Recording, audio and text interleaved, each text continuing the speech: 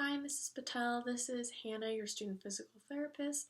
I made this video so that you have a reference to look back on, so that you can keep in mind the things that we talked about in our treatment session, and you can refer back to in case you want to make sure that you're doing a technique correctly. But today in this video, we're going to be going over how you can safely get up and down from the toilet. I know you discussed in our treatment session that you were feeling woozy when you were standing up from using the toilet. And so today I'm going to give you kind of a couple tips to help prevent this wooziness, and if you start to experience the wooziness, what to do so that you do not fall again, because that is our number one goal. Your safety is by far our priority. So when we are going through, like we talked about, this is going to be my toilet for you, and this is going to be my cane. I'm just working with what I have right now. Before I go back there, I just want you to keep in mind that when you are standing up from the toilet, that you want to be putting your weight evenly through your legs. I noticed that when you were doing your sit to stand, you were putting a little bit more weight through your left leg. And it's really important. I know that right leg, you've got a contusion on there, that is probably causing you some pain, but it's really important that you try to keep your weight evenly through both legs, and just not putting all your weight on the left side. So going back, like I said, here's my cane, and here's my toilet seat. So let's say you're sitting down in the toilet, your arm is in your sling. When you're ready to stand up, it's important that you keep your cane with you and close by, so either leaning it up against the wall, or if you have a countertop nearby, leaning it against the countertop. Now I don't have images of what your restroom looks like in your new facility, but I would imagine that they have some kind of handrail or a countertop nearby, or a wall that you can do this. But if there's not a railing or a countertop, I found that we can get you a hand railing for $19.99 at Home Depot, and so I don't think that would be a bad option to look at installing in your restroom if you don't have that hand railing, because I think that's really important for you to have something to grab onto if you start to feel woozy.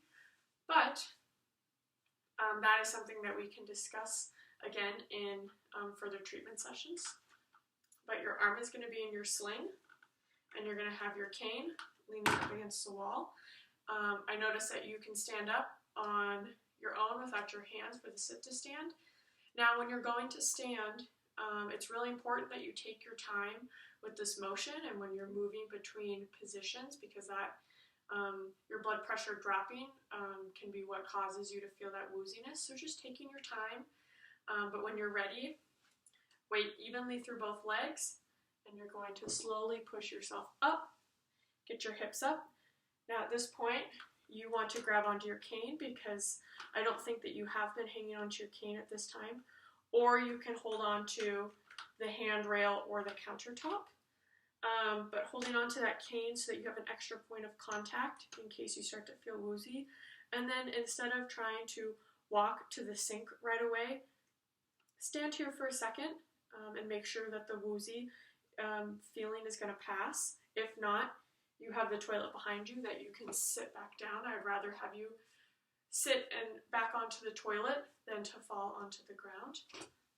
But stand here and hold on to that cane until you feel the wooziness pass, and then you can continue on to your sink and wash your hands. So like I said, making sure that you're putting your weight evenly through your legs. Another option, just to kind of help with the safety aspect, other than putting in and installing a handrail if you don't have something else to hang on to besides your cane, is maybe looking at upgrading to a 4-point cane.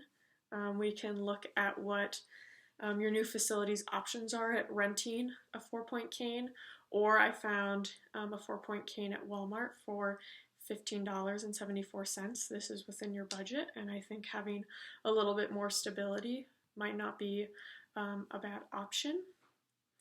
I also think that because you're having some problems with your vision, installing a motion sensor light next to your toilet is not a bad option as well, just so that you can have just a little bit of extra light and just a little bit, it'll just give you a little bit better sense of your surroundings, especially if you start to experience that wooziness, so that you can see the toilet behind you in case you feel the need to sit back down. And lastly, just in case while you're up going to the restroom that you don't remember these things, I think it would be a great idea if we just put a little reminder on the wall next to the toilet for you. We can frame it and make it look nice, make it look like a decoration, but just put a little note on there so that it reminds you to take your time standing up so that you are not experiencing that wooziness and you're not falling when you're getting up from the toilet. But Mrs. Patel, I hope this video helps you. Please feel free to reach out if you have any more questions for me. But like I said, when we have our next treatment session, we can talk to your facility and see what it would cost to get a 4-point cane or to get a handrail installed if you don't have a handrail or a countertop next to your toilet already that you can hang on to. But we will look into this together. I hope you have a great day. Thank you, Mrs.